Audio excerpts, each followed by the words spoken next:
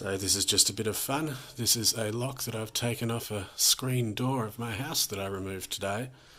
And by the look of it, can't quite see in there. It looks like it's a little wafer lock. Not really very secure usually. That's the key for it, which as you can see it says Austral lock, which I actually don't know much about. But it works perfectly well. And so I thought I'd show you just exactly how secure these Austral locks are in terms of pick resistance.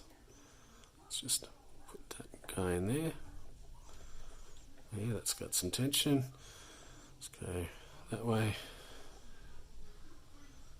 Go right to the back and got to click on whatever number that is, and oh, we're open.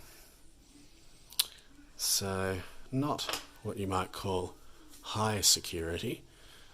Anyway, that was a little short video. Bit of fun. Some good reasons to check out the security of the locks on your own house. See you next time.